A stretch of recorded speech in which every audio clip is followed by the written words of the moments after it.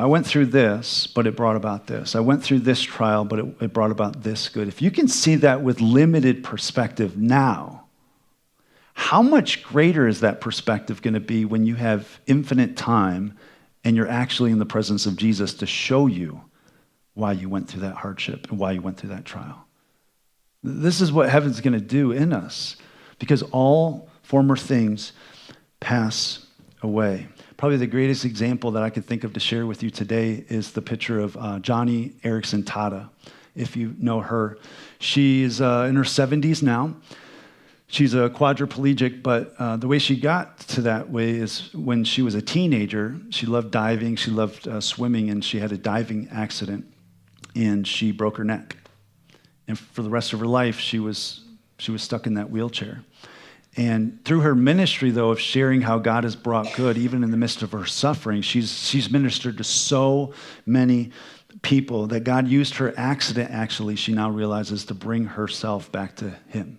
Like he actually had to use that in order for her to have a heart that was fully committed to him.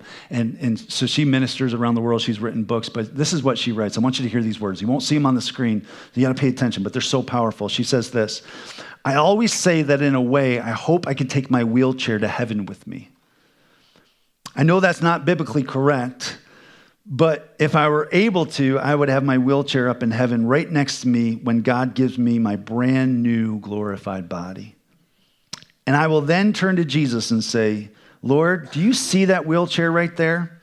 Well, if you were right when you said that, you were right when you said in this world you will have trouble, because that wheelchair has been a lot of trouble.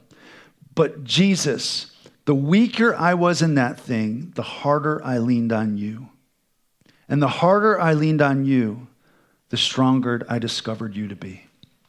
And then she says these words. I don't want you to miss this.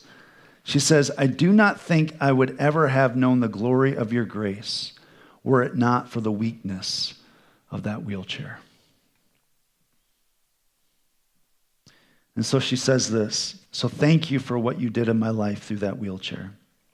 And then she says, and now if you like, you can send that thing off to hell. I like that.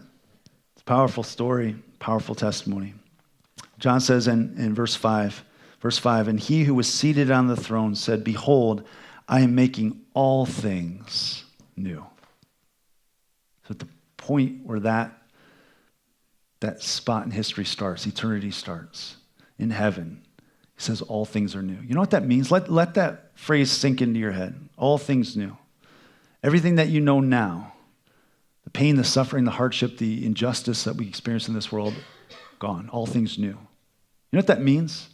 Here's kind of what I wrote and wanted to share. This means no more sickness, no more shame, no more heartaches or heart disease, no more rejection or depression or addiction, no more casts, crutches, coughs, colds, cancer, or chemo treatments, no more terrorist attacks, no more child abuse or rape, no more love handles even.